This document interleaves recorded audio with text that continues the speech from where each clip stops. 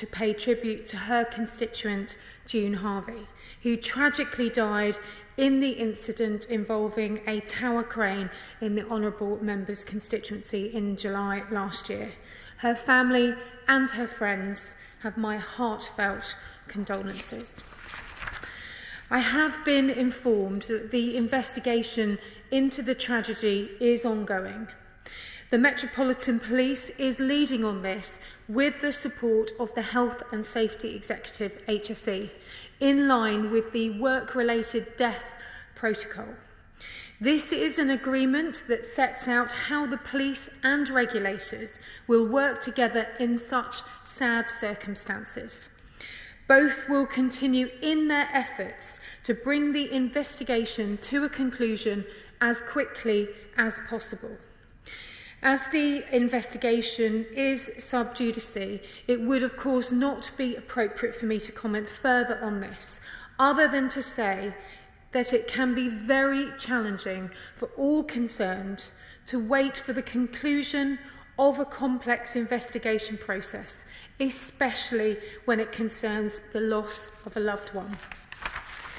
The Honourable Member for Poplar and Limehouse has rightly taken the opportunity to raise the wider issue of tower crane safety in the Chamber. And while I am unable, Madam Deputy Speaker, to discuss the incident that has prompted this debate, I will endeavour to respond to the wider points that have been raised this evening. Tower cranes are complex structures found across the country. At any given time, there are over 800 to 1,000 estimated to be in operation. People need to feel that regarding tower crane safety, there is an effective legislative framework in place to ensure their suitable and safe operation. The statutory framework, as regulated by HSE for tower cranes, consists of several pieces of health and safety legislation. The Lift Operations and Lifting Equipment Regulations 1998, known as LOLA, contains most of the measures in place to ensure tower crane safety. This includes ensuring that careful consideration is given to where cranes are sited, that all lifting equipment is periodically thoroughly examined, and that lifting operations are properly planned according to a written, safe system of work.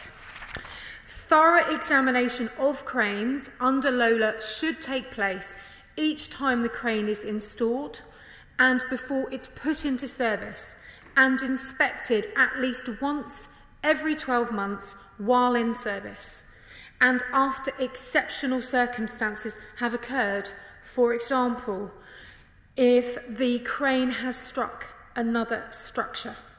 Now, examiners must be competent and have sufficient authority and independence to ensure that any examination recommendations are fully and properly acted upon.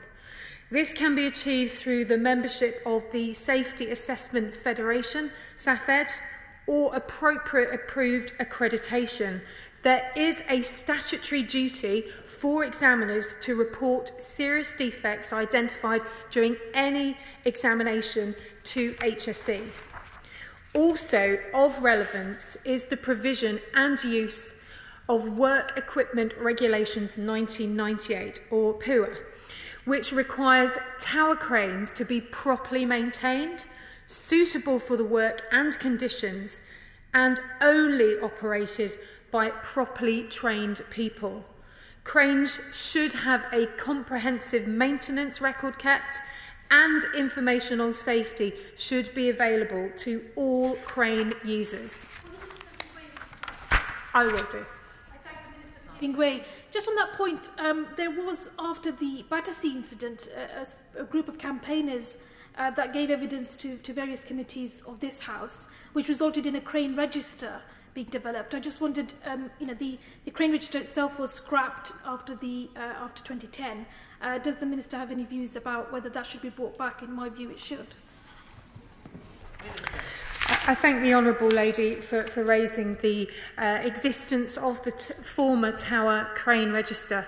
Now, the Tower Crane Register was a short-lived statutory scheme requiring duty holders to send HSE information about any tower cranes they were erecting.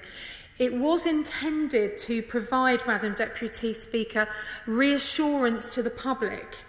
There was no, however, demonstrable improvement to tower crane safety, and the regulations and register as a result were revoked in 2015, but I take the point from the Honourable Lady. Other pieces of legislation relating to the working of tower cranes, including working at height, do require work to be properly risk assessed.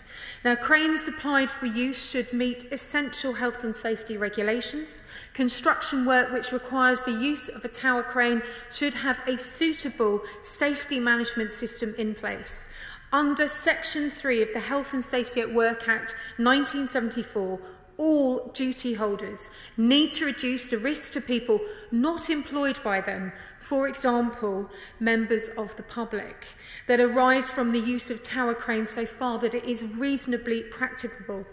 To summarise, over time, this comprehensive legal framework has been developed so that it suitably covers all aspects of tower crane operation in the work context. The information and clarity on how duty holders must comply with the legislation is also set out in a range of freely available publications by both HSE and industry. Indeed. I thank the Minister for giving way, and I don't want to preempt anything that she is going to say in her remarks, but the HSE is clearly underfunded, and the HSE is not a body that's able to proactively undertake inspections as it should. And actually, if we look at the UK record, we're quite bad in terms of having enough inspections. So does she agree with me that what needs to also happen is funding the HSE properly so that it could be proactive as opposed to reactive in dealing with such matters? Minister. Madam Deputy Speaker, this government has taken steps to make sure, particularly of course around COVID, that the HSE is able to secure the extra funding that they've needed from government. For example, they have been able to assist further in the response of the COVID-19 pandemic with an extra £14 million this year. And the HSE does remain a widely respected regulator because it does deliver high-quality regulatory outcomes in the workplace health and safety area. So I understand the Honourable Lady raising this point, but I do wish to reassure her in regard to this. If I continue, the information on the clarity of duty holders was where it was at, and of course they must comply with the legislation set out in the range of publications, as I say, by HSE and industry. Now, the HSE publishes the approved codes of practice for Lola and Pure on their website, and their website provides a wide range of explanatory guidance for businesses and workers, and it's had over 10 million website views. It also provides explanatory guidance on safety of tower cranes, including full information about planning, safe systems of work, supervision and thorough examination. Now, the HSE supports industry bodies too, particularly the Tower Crane Interest Group, TCIG, who have also published extensive guidance and technical notes on their website. HSE, with the British Standard Institution on the production of tower crane safety standards, they work with the British Standard Institution, particularly BS 7121, which is a suite of guidance on lifting operations. Now, as I've mentioned before, at any given time there is over 800 tower cranes in use across Great Britain. Since 2011, there have been 91 reported separate incidents involving tower cranes recorded by HSE, including 11 tower crane collapses. Tragically, 6 people have lost their lives during these incidents, including, sadly, the case that's given rise to tonight's debate. Now, HSE, as the regulator of tower crane safety, investigates all reported incidents involving a tower crane collapse on construction sites. These are rightfully treated as very serious, though they are infrequent incidents.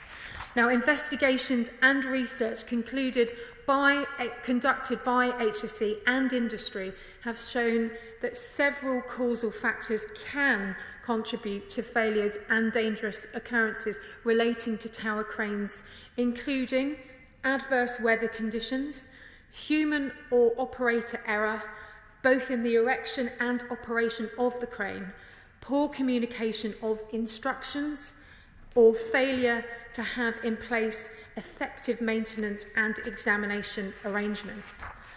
When the cause of a tower crane collapse involves a serious breach of law, HSE takes appropriate enforcement action. Since 2011, HSE has served 8 enforcement notices and taken 8 prosecutions in relation to tower crane incidents. HSE works with trade association standards bodies and industry groups post-incident to share any lessons learnt to assist in improving crane safety in the future. In conclusion, Madam Deputy Speaker, tower cranes are covered by a comprehensive legislative framework. HSE uses the powers it's been given to effectively regulate tower crane safety, including taking strong enforcement action, while working with industry to continually improve tower crane safety standards.